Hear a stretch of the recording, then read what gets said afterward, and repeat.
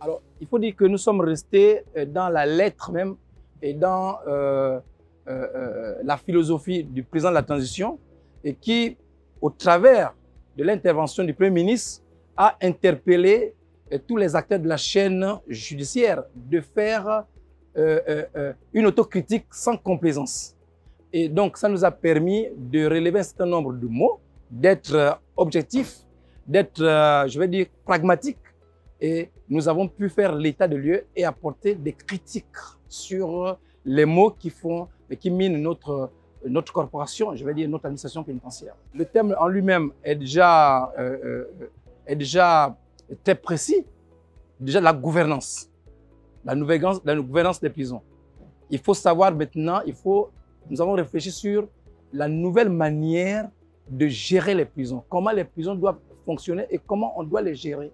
Il y a également eu la modernisation donc, des prisons, donc le traitement de la population carcérale, et puis le problème de la réinsertion des détenus.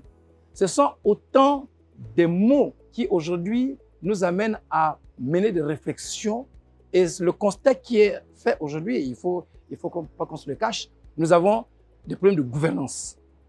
Des problèmes de gouvernance. Il faut donc, comme je vous le disais tout à l'heure, voir de quelle manière gérer les prisons en tenant compte des droits de l'homme, en tenant compte de la prise en charge de la personne détenue, parce que de tous ces concepts, c'est d'abord l'homme qui est au centre.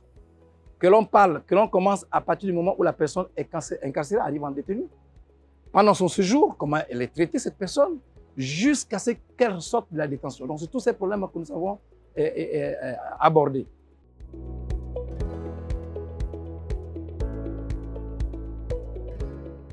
Nous avons des problèmes de structure. Et nous reconnaissons tous aujourd'hui que nos structures, pour la plupart, datent des aides d'indépendance. Et ces structures sont non seulement obsolètes, mais se retrouvent être très étroites par rapport à la population carcérale que nous trouvons dans nos différentes prisons. Donc, il y a ce problème de structure, il y a un problème de la surpopulation carcérale et qui ont des corollaires au niveau, par exemple, de la réinsertion, au niveau de la prise en charge de ces personnes. Donc, c'est autant de personnes, autant de difficultés d'ailleurs, autant de problèmes que nous avons eu le temps d'aborder froidement et de poser des diagnostics. Nous sommes en surpopulation.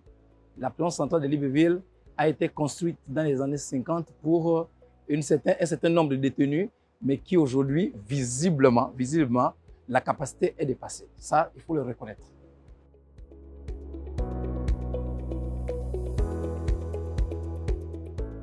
Les chiffres varient.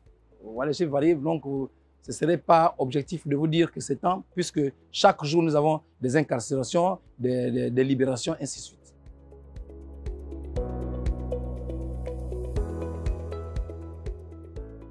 Nous les gérons tant bien que mal, et souvent c'est des revendications qui sont justes et qui sont le fait de ce que les conditions ne sont pas fiables. Et au niveau, par rapport à ce dont je vous parlais, les structures sont exiguës, la surpopulation ne favorise pas la cohésion ou alors même la prise en charge efficace des personnes incarcérées. Donc, c'est des revendications que nous prenons à leur juste compte et puis pour lesquelles nous sommes obligés de chercher des solutions, d'où l'importance, par exemple, de ces assises.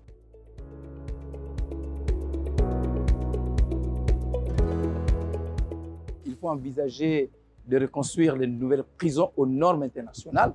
Il faut améliorer les conditions de vie à l'intérieur en mettant toutes les communautés possibles pour permettre un environnement viable. Ça, nous en sommes conscients et les efforts sont faits dans ce sens. C'est pourquoi le président de la République lui-même a pris à bras le corps, a fait un point d'honneur pour que désormais les choses changent dans ce domaine précis.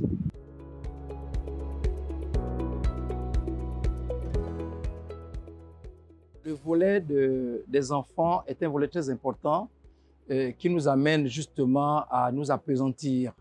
Les enfants vivent dans les mêmes conditions que les hommes, du moins au niveau des structures. S'il y a des améliorations au niveau de la prison centrale de Libreville, qui est une prison de référence, il n'en est pas de même pour les prisons de l'intérieur. Et c'est pourquoi d'ailleurs les plus hautes autorités du pays s'en préoccupent.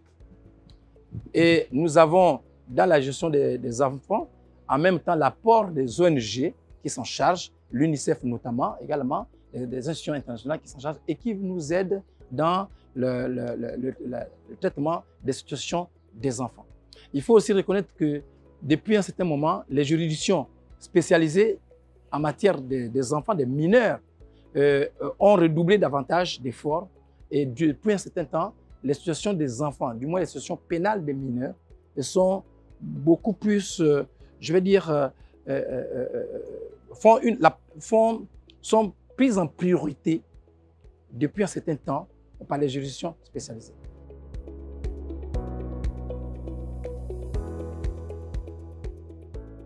Mais c'est une satisfaction, madame, encore une fois, de participer à ce symposium et de voir que c'est tous les acteurs de la chaîne judiciaire qui sont impliqués.